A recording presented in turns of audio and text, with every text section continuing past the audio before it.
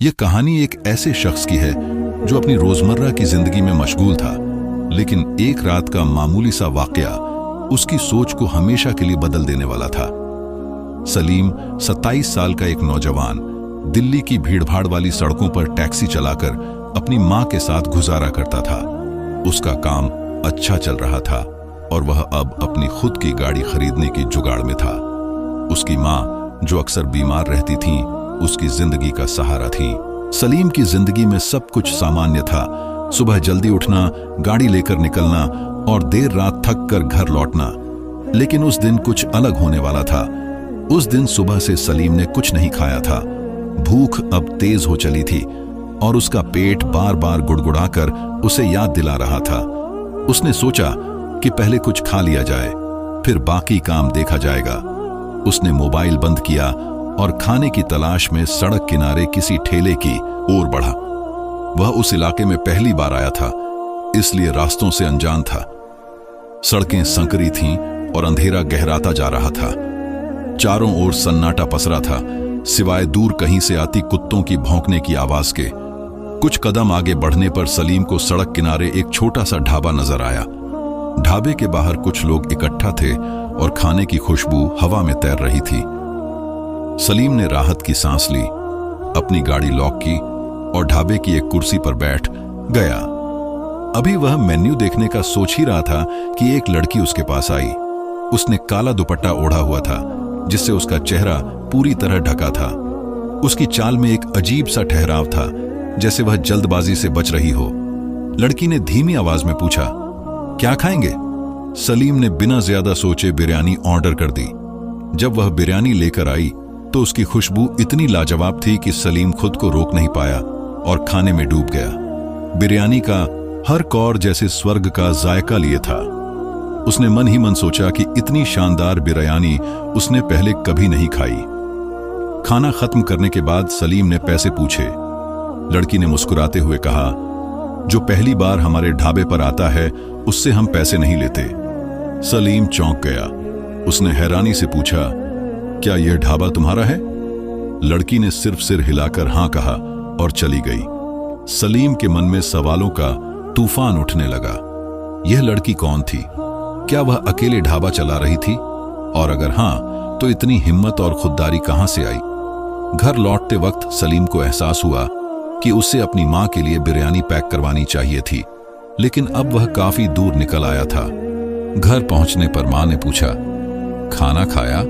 सलीम ने ढाबे की बात बताई और मां ने तसल्ली से कहा, अच्छा हुआ, मैं तो बीमार थी, कुछ बना नहीं पाई। जब सलीम ने उस लड़की का जिक्र किया तो मां भी हैरान हुई। सड़क किनारे अकेली लड़की ढाबा चला रही है, यह तो कमाल है, उन्होंने कहा। सलीम ने ठान लिया कि वह दोबारा उस ढाबे पर जाएगा, न सिर्फ बिरयानी खाने बल्कि यह जानने के लिए भी कि वह लड़की कौन थी। अगले दिन वह फिर उसी ढाबे पर पहुंचा। इस बार वह बिना भटके सीधे वहां जा पहुंचा। लड़की ने उसे देखते ही हल्की मुस्कान दी और उसकी आंखों में चमक साफ दिख रही थी।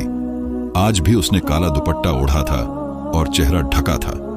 सलीम ने मजाकिया अंदाज में कहा, तुम्हारी बिरयानी ने रात भर मेरी जुबान पर कब्जा किया हुआ था, आज फिर वही जादू दिखाओ। लड़की हंसी और कुछ ही देर में भाप उड़ाती बिरयानी के साथ रायता भी लेकर आ गई। सलीम ने हंसते हुए कहा, अरे आज तो रायता भी है, इसके अलग पैसे लोगी? लड़की खिलखिलाकर बोली, नहीं, दूसरी बार आने वाले को रायता फ्री मिलता है। सलीम हैरान था। उसने मजाक में कहा, तुम तो बिजनेस में उस्ताद हो। लड़की ने मुस्कुराते हुए जवाब दिया, हां, मैंने बिजनेस की पढ़ाई की है। फिर उसने अपनी कहानी सुनाई। उसका नाम नूर था। उसके पिता का देहांत हो चुका था और वह अपनी छोटी बहन के साथ मिलकर ढाबा चला रही थी। उनकी मेहनत से ही घर चलता था। सलीम को यह सुनकर दुख हुआ। उसने सोचा कि नूर जैसी लड़की को बेहतर मौके मिलने चाहिए थे, लेकिन जिंदगी ने उसे यहां ला खड़ा किया था। उस मुलाकात के बाद सलीम का ढाबे पर जाना कम हो गया। महीने का आखिरी हिस्सा था और उसे किराया, बिल और गाड़ी की किश्त चुकानी थी। वह अपने काम में डूब गया, लेकिन उसे नहीं पता था कि जल्द ही एक ऐसी घटना होने वाली थी जो उसकी जिंदगी को हिला देगी। एक सुबह सलीम काम के लिए निकला। दोपहर के 11 बजे थे और भूख फिर उसे सता रही थी। मां सो रही थी, इसीलिए उसने नाश्ता नहीं किया था। उसने सड़क किनारे एक ठेले पर नान छोले खाने का फैसला किया। गाड़ी पार्क की, लेकिन जल्दबाजी में चाबी अंदर ही छोड़ दी। खाना खाते वक्त वह इतना मग्न था कि उसे अंदाजा नहीं हुआ कि एक चोर उसकी गाड़ी लेकर फरार हो गया। जब उसने गाड़ी की तरफ देखा तो उसके पैरों तले जमीन खिसक गई। गाड़ी गायब थी। उसने इधर उधर देखा, लोगों से पूछा, लेकिन कोई जवाब नहीं मिला। उसका जिस्म पसीने से तर हो गया। यह गाड़ी उसकी कमाई का एकमात्र जरिया थी। गुस्सा, हैरानी और अफसोस के जज्बात उसे घेरने लगे। वह सड़क किनारे बैठ गया। समझ नहीं आ रहा था कि अब क्या करे। फिर उसे पुलिस स्टेशन का ख्याल आया। उसने हिम्मत जुटाई और वहां जाकर रिपोर्ट दर्ज करवाई। लेकिन पुलिस ने सिर्फ इतना कहा, सुराग मिलेगा तो बताएंगे। सलीम भारी कदमों से घर लौटा। उसे डर था कि मां को यह बात कैसे बताएगा। उनकी तबीयत पहले ही खराब थी और यह खबर उन्हें और परेशान कर सकती थी। यूं ही चलते चलते वह फिर उसी ढाबे के पास पहुंच गया। उसे खुद नहीं पता था कि वह वहां कैसे आया। वह धीरे से एक कुर्सी पर बैठ गया। नूर ने उसे इस हाल में देखा और फौरन पास आई। क्या हुआ सलीम, तुम बहुत परेशान लग रहे हो, उसने फिक्र से पूछा। सलीम ने गहरी सांस ली और गाड़ी चोरी होने की बात बताई। नूर ने हैरानी से दिल पर हाथ रखा और बोली, यह तो बहुत बड़ा नुकसान है, अब क्या करोगे? सलीम ने हताशा में कंधे झटके। नूर ने उसे खाना खाने को कहा, लेकिन सलीम ने मना कर दिया और घर चला गया। घर पहुंचकर उसने मां से झूठ बोला कि गाड़ी वर्कशॉप में है, लेकिन उसकी रातों की नींद उड़ गई थी। वह हर रोज पुलिस स्टेशन के चक्कर काटता, लेकिन कोई फायदा नहीं। एक हफ्ते बाद वह फिर ढाबे पर गया। नूर ने फिर उससे गाड़ी का हाल पूछा। सलीम ने निराशा से कहा, अब तक कुछ नहीं मिला। नूर ने दिलासा दिया, हिम्मत मत हारो। फिर उसने कहा, सलीम, क्या मैं तुम्हारी कोई मदद कर सकती हूं? सलीम ने हैरानी से उसकी ओर देखा। नूर ने धीरे से कहा, मेरे पास कुछ पैसे हैं, तुम चाहो तो ले लो, बाद में लौटा देना। सलीम ने मना कर दिया, नहीं नूर, मैं तुम्हारा पैसा नहीं ले सकता, तुमने मेहनत से कमाया है। नूर चुप हो गई। उसने खाना लाकर रखा और बोली, यह बिल में जोड़ लूंगी, जब पैसे हों दे देना। सलीम को शर्मिंदगी हुई। उसने माफी मांगी, मुझे माफ कर दो नूर, मेरे हालात ने मुझे कड़वा बना दिया है। नूर ने मुस्कुराकर कहा, मैं नाराज नहीं हूं, मैं बस तुम्हारी मदद करना चाहती हूं। उस दिन सलीम खाना अधूरा छोड़कर चला गया। रास्ते में उसे नूर की बातें याद आ रही थीं। अचानक उसने महसूस किया कि कोई उसके साथ चल रहा है। उसने मुड़कर देखा, नूर थी। सलीम ने हैरानी से पूछा, तुम यहां? नूर ने कहा, मैं तुमसे अकेले में बात करना चाहती थी, ढाबे पर भीड़ होती है। फिर उसने गहरी सांस ली और बोली, सलीम, मैं तुम्हें अपने बारे में सच बताना चाहती हूं।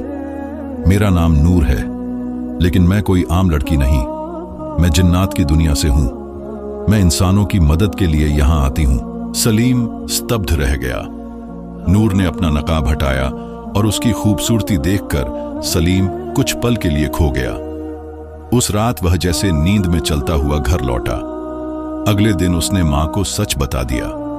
मां की आंखों में आंसू आ गए, लेकिन उन्होंने सलीम को हिम्मत दी। एक हफ्ते बाद एक शाम दरवाजे पर दस्तक हुई। सलीम ने सोचा कि कोई वसूली वाला होगा, लेकिन मां ने दरवाजा खोला और नूर अंदर आई। वह बिरयानी लाई थी। मां उसे बहुत प्यार से मिली, लेकिन सलीम अब भी नूर की सच्चाई को लेकर उलझा था। नूर ने कहा, सलीम, बाहर आओ, तुम्हारे लिए कुछ है। सलीम और मां बाहर गए। वहां एक नई चमचमाती कार खड़ी थी। नूर ने चाबी सलीम की ओर बढ़ाई और बोली, यह तुम्हारी नई टैक्सी है। सलीम अवाक था। उसने पूछा, यह कहां से आई? नूर ने मुस्कुराकर कहा, तुम इसे किश्तों में चुका सकते हो, 2 महीने तक इस्तेमाल करो, फिर हर महीने मुझे रकम देना। सलीम की आंखें नम हो गईं। उसने कृतज्ञता से कहा, नूर, तुमने जो किया वह कोई अपना भी नहीं करता। नूर चली गई। सलीम ने नई गाड़ी से काम शुरू किया और डबल शिफ्ट में मेहनत की। 3 महीने बाद जब वह नूर को पहली किश्त देने ढाबे गया तो वहां कुछ नहीं था। ढाबा गायब था और नूर का कोई अता पता नहीं। सलीम निराश हो गया। वह अक्सर उस जगह जाता इस उम्मीद में कि नूर मिलेगी। एक दिन जब वह गाड़ी में बैठने वाला था, उसने नूर को देखा। वह खुशी से चिल्लाया, नूर, तुम कहां थी? नूर ने मुस्कुराकर कहा, मुझे अपनी दुनिया लौटना पड़ा, लेकिन तुम्हारा दिल मुझे बुला रहा था, इसलिए आई। सलीम ने किश्त की रकम दी, लेकिन नूर ने मना कर दिया। यह रकम किसी जरूरतमंद को दे दो, मेरा कर्ज उतर गया। वह मुस्कुराई और चली गई। सलीम उसे जाते देखता रहा। गाड़ी में वही अनजानी खुशबू तैर रही थी, नूर की खुशबू। सलीम ने हल्के से मुस्कुराया। नूर उससे कभी दूर नहीं थी, वह हमेशा उसके दिल में थी।